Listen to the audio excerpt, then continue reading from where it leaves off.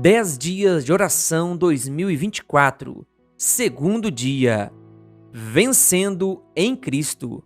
Tiago 2,17 diz: assim também a fé, se não tiver obras, por si só está morta. Algumas pessoas plantaram a ideia de que a Bíblia é um livro cheio de contradições. Aqueles que expressam isso tentam demonstrar que não existe harmonia doutrinária e temática entre o Antigo e o Novo Testamento. Essa incoerência também estaria presente entre alguns escritores bíblicos que ensinam algum tipo de crença que, em teoria, é refutada por outro autor que diz algo completamente diferente. Um dos exemplos mais conhecidos é conceituar que existe uma discordância doutrinária entre Paulo e Tiago. Enquanto o primeiro promulga que o ser humano é justificado pela fé sem as obras da lei, Romanos 1, versículo 17, Romanos 3, versículo 28, Gálatas 2, versículo 16 e Efésios 2, versículo 8 e 9. O segundo afirma que uma pessoa é justificada pelas obras e não somente pela fé, Tiago 2, versículo 24. No entanto, essa não é uma contradição, nem reflete algum tipo de desarmonia bíblica. Para demonstrar isso, hoje estudaremos como a carta de Tiago articula o significado da fé, Tiago 2, versículos 14 a 26, e a relação que ela tem com o conceito proposto por Paulo. Uma fé morta é uma fé insensível, Tiago 2, versículos 14 a 17. Tiago, que se apresenta como servo de Deus e Jesus, Tiago 1, versículo 1, estrutura sua argumentação a partir de uma série de perguntas retóricas que buscam levar os leitores que leram a carta a refletir sobre o significado da fé. O público que ouviu a leitura da epístola há 2000 anos não difere muito em termos eclesiásticos da nossa vida. Em outras palavras, as questões práticas que Tiago traz à tona em seu argumento refletem problemáticas semelhantes às que experimentamos hoje em nossas igrejas, lares e relacionamentos diários. Tiago inicia seu raciocínio questionando a fé de seus ouvintes. De que serve, pergunta Tiago, alguém dizer que tem fé e não ter obras? Será que esse tipo de fé pode salvá-lo? Tiago 2, versículo 14. A preocupação de Tiago é com o comportamento de um crente que aparentemente afirma que, para ele, o valor da fé está na matriz intelectual que lhe permitiu crer e aceitar a salvação divina. No entanto, para Tiago, a fé não tem apenas um caráter teórico. Em termos bíblicos, Tiago compreende a proclamação de quem serve. Para ilustrar o que significa ter fé, Tiago conta a história de uma pessoa que não tem com que se vestir e carece do alimento diário. Tiago 2, versículo 15. É difícil determinar se o relato é real ou fictício, ainda que tenhamos evidências para afirmar que esse era um problema comum no primeiro século, como continua sendo hoje. Um escrito do Novo Testamento que atesta sobre esse problema é a primeira epístola de João, que foi composta vários anos depois da carta de Tiago. Aqui, João se pergunta como o amor de Deus pode habitar em uma pessoa que possui bens materiais, enquanto vê que seu irmão está passando algum tipo de necessidade e não sente o desejo de ajudá-lo. 1 João 3, versículo 17. Para espanto e vergonha de seus ouvintes, Tiago relata a reação do crente que tem uma fé sem obras, ao ver uma pessoa que está nua e com fome. A Nova Versão Internacional traduz de uma maneira clara e moderna essa expressão, contextualizando o que um crente do século XXI, alguém como você e como eu, poderia ter dito 2000 anos atrás. Vá em paz, aqueça-se e alimente-se até satisfazer-se. Tiago 2, versículo 16. A locução, que é irrisória e triste, exemplifica quão desnecessárias são as palavras nos momentos em que se espera ação. O que o suposto crente diz, não há dúvida alguma, não é nada hipotético, pois parece descrever o que muitos de nós poderíamos em algum momento ter dito àquele que sofre. Assim, Enquanto João questiona até que ponto o amor de Deus pode habitar em uma pessoa que fecha seu coração contra o próximo, 1 João 3, versículo 17, Tiago responde que é porque a sua fé está morta, Tiago 2, versículo 17. É uma fé morta porque é uma fé insensível, ou seja, é uma fé egoísta, cujo único sentimento é direcionado a si mesmo, esquecendo-se de que uma fé viva consiste em uma fé que tem consideração e age quando o outro sofre. Uma fé sem obras é uma fé satânica. Tiago 2, versículos 18 a 19. Tiago, prevendo algum tipo de objeção, imagina alguém contrapondo seu argumento e procurando refutar o que ele havia afirmado anteriormente sobre a inutilidade de uma fé morta. O oponente refuta a tese de Tiago dizendo: você tem fé e eu tenho obras. Mostre-me essa sua fé sem as obras, e eu, com as obras, lhe mostrarei a minha fé. Tiago 2, versículo 18. Mas esse tipo de premissa é impreciso, pois procura separar a fé das obras. É claro que o principal problema desse contra-argumento consiste em agrupar individualmente a fé e as obras e criar uma desconexão entre ambas. A fé não pode viver sem obras, mesmo que seja uma fé sincera que adora a Deus de todo o coração. Ao mesmo tempo, as obras por si sós não podem agir sem fé, pois o importante não é apenas servir aos outros, mas realizar esse serviço em nome do Deus verdadeiro que amamos e cremos. Em outras palavras, para Tiago, a fé e as obras devem conviver juntas na vida do cristão, pois sua separação na vida prática implica em exterminar uma ou outra. Para Tiago, compreender a importância dessa união é essencial, e é por essa razão que ele novamente antecipa a objeção que algum interlocutor imaginário que contestaria que Deus é um, e por isso a fé é uma questão intelectual. Tiago 2, versículo 19. Muito bem, dirá Tiago, o que foi afirmado é teológica e doutrinariamente correto. Embora eu deva acrescentar que os demônios acreditam nas mesmas coisas que nós e tremem de medo, e não é por essa razão que eles serão salvos. Tiago 2, versículo 19. O raciocínio é simples e lógico. Os demônios serão destruídos porque seus atos não estão em sintonia com a crença que professam. João nos recorda em seu evangelho que o diabo foi assassino desde o princípio e jamais se firmou na verdade, porque nele não há verdade. Quando ele profere mentira, fala do que lhe é próprio, porque é mentiroso e pai da mentira. João 8, versículo 44.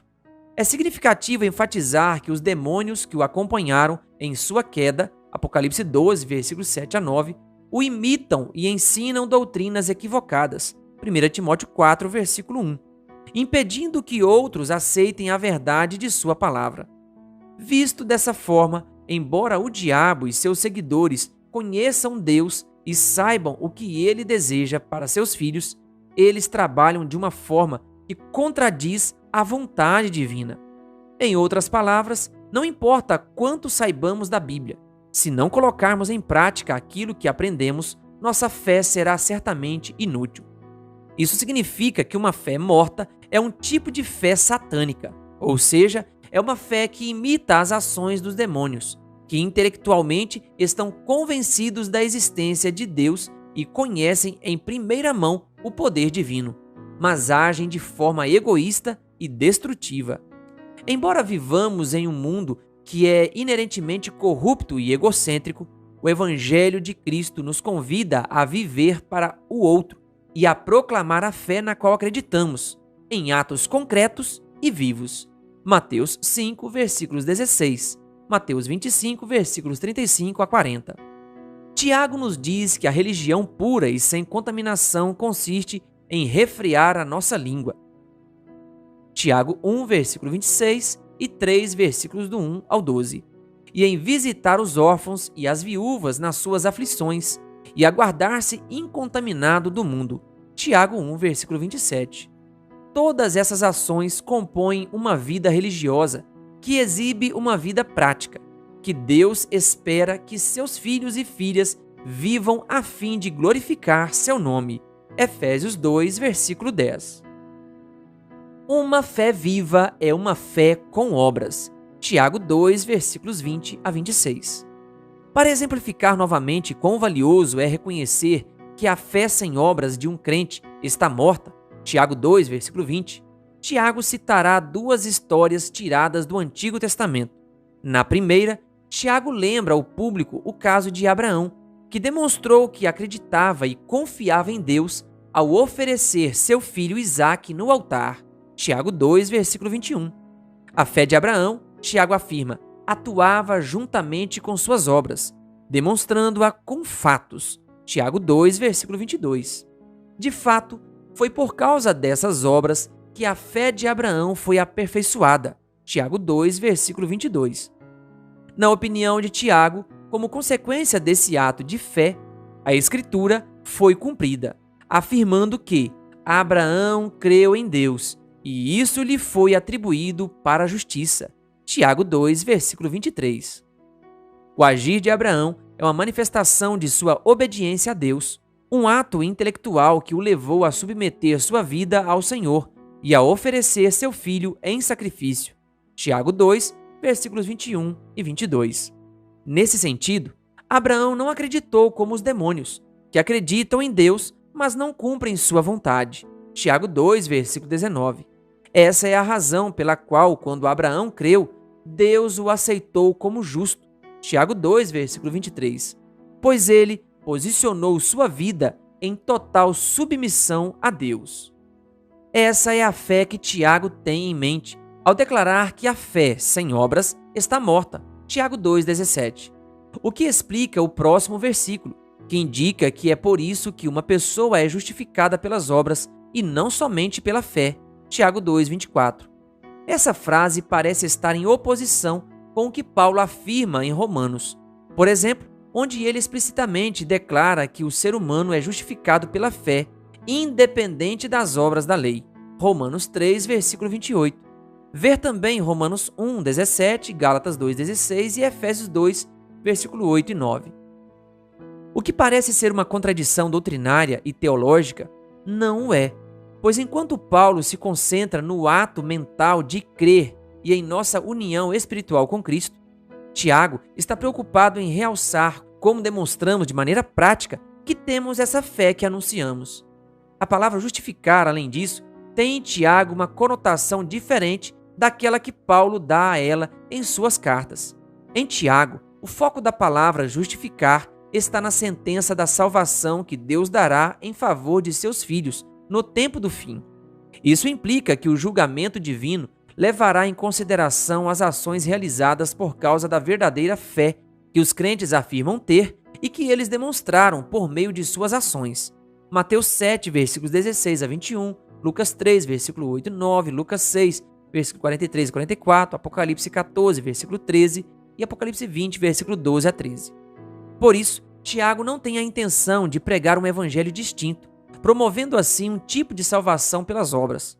Muito pelo contrário, o que Tiago quer colocar em evidência é que uma vida em Cristo é uma vida transformada, e essa vida necessita estar em harmonia com a vontade divina, agindo de forma prática ao manifestar sua obediência a Deus. A fim de reafirmar ainda mais sua argumentação, Tiago cita como exemplo final a história de Raabe, a prostituta. Tiago 2, versículo 25. Raabe, lembra Tiago, foi justificada pelas obras quando recebeu os espias em sua casa. Ela, em virtude do que a Escritura diz, primeiro os protegeu e depois os ajudou a escapar por outro caminho. Tiago 2, 25 e Josué 2, versículos do 1 a 21. Ao fazer isso, Raabe evidenciou uma fé em ação, o que torna evidente aquilo em que se acredita. Para Tiago, essa fé deve ser refletida na vida de todo aquele que segue a Cristo. Caso isso aconteça, Tiago ilustra metaforicamente o resultado de uma fé sem obras. Para ele, assim como o corpo sem espírito é morto, assim também a fé sem obras é morta. Tiago 2, versículo 26. Esse versículo não deve ser entendido como uma alusão à imortalidade da alma, e que Tiago acredita que o ser humano é composto de uma alma e um corpo.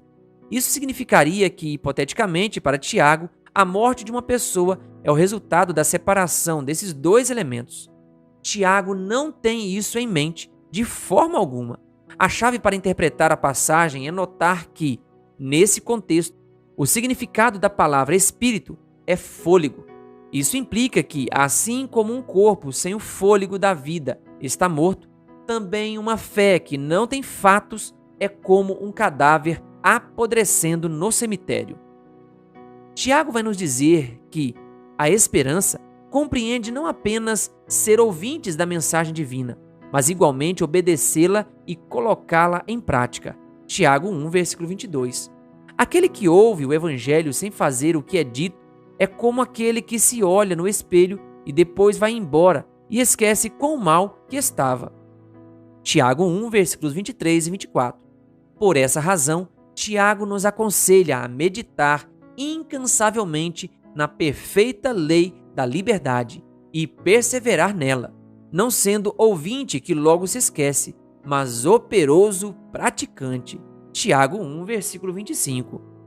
Conclusão: não existem contradições no texto bíblico, muito menos desarmonia doutrinária entre o pensamento de Paulo e Tiago. Paulo tem em mente a fé que opera em benefício da salvação do ser humano, enquanto Tiago se refere à demonstração da fé. Tiago nos diz que a fé pode ser uma fé morta e até satânica.